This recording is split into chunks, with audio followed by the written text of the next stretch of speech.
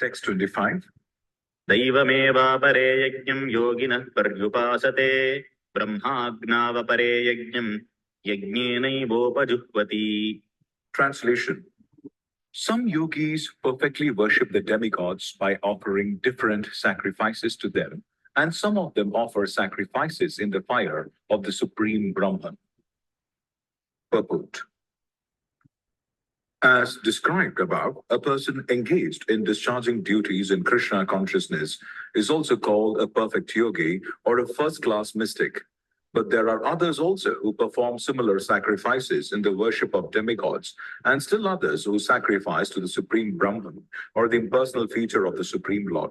So there are different kinds of sacrifices in terms of different categories. Such different categories of sacrifice by different types of performers only superficially demark varieties of sacrifice.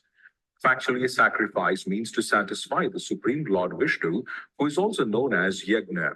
All the different varieties of sacrifice can be placed within two primary divisions, namely sacrifice of worldly possessions and sacrifice in pursuit of transcendental knowledge.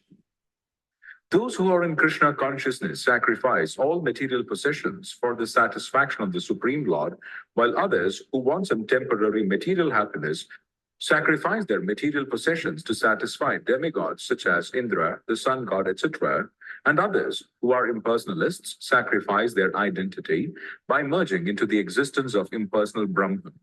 The demigods are powerful living entities appointed by the Supreme Lord for the maintenance and supervision of all material functions like the heating, watering, and lighting of the universe.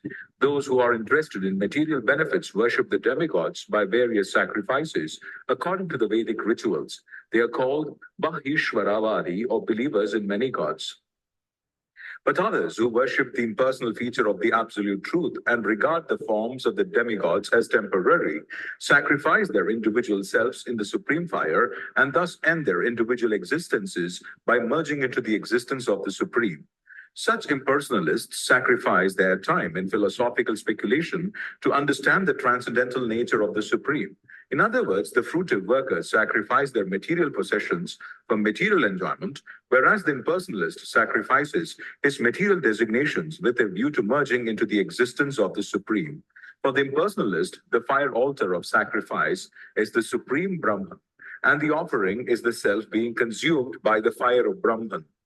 The Krishna conscious person like Arjuna, however, sacrifices everything for the satisfaction of Krishna, and thus all his material possessions, as well as his own self, everything is sacrificed for Krishna.